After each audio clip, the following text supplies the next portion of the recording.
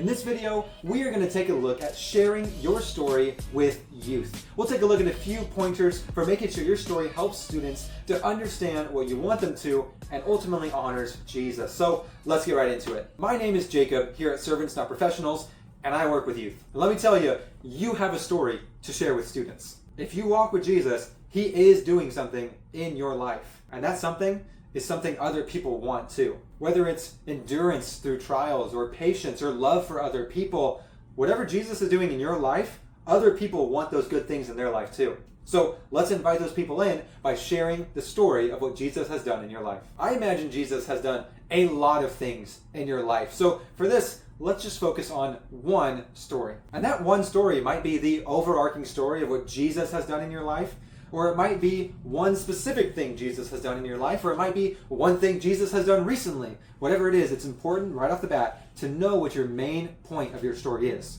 What do you want the people to get from this? The main idea of your story ensures that you don't just start rambling about your dog's eating habits in the middle of your story. I can't stand when teachers or speakers do that. They start talking about something totally irrelevant, like how I was playing Pokemon last week and blah, blah, blah, blah, blah. Let's stay on track. Now, the best stories are those that start with an introduction, then raise with rising action, then have a climax, which is your critical changing point. Are you going to follow Jesus or not? And then that you have a resolution where you see what's the result, and finally a call to action where you say, I want to invite you in on this great life change as well. So let's take a look at my story, or at least one of my stories. So let's see. Introduction.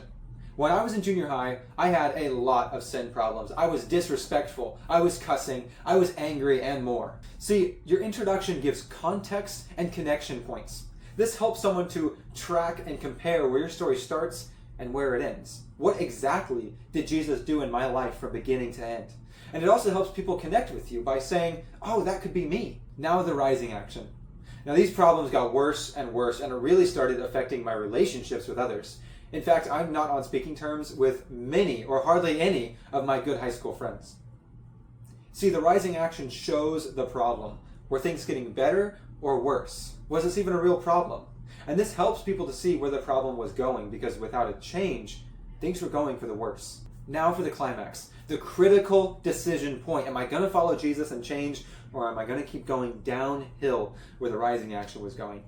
See, my senior year of high school, my family moved states, and I felt like everything was taken away from me.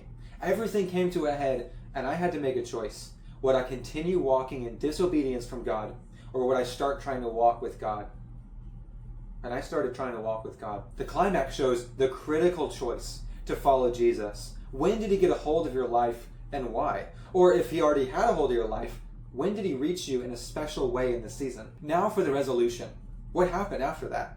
Well, since then, Jesus has radically transformed my life, and I'm hardly the same person now that I was before.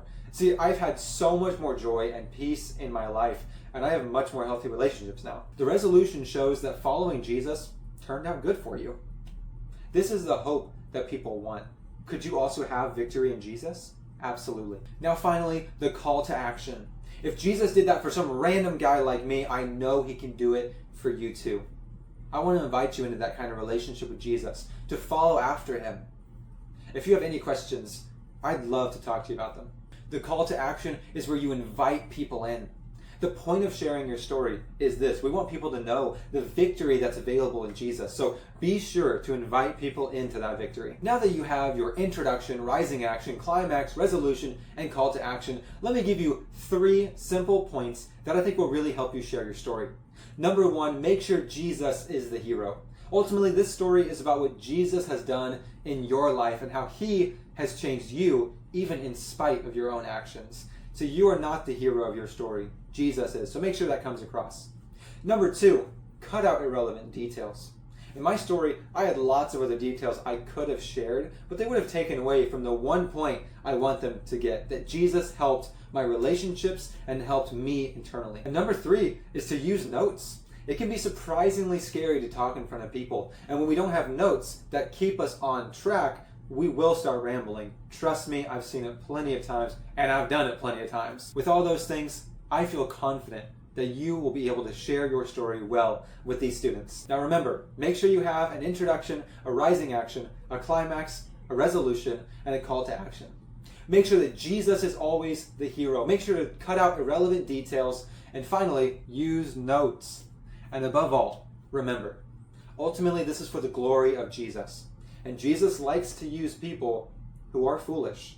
If you feel like you don't have everything all together, you're in good company.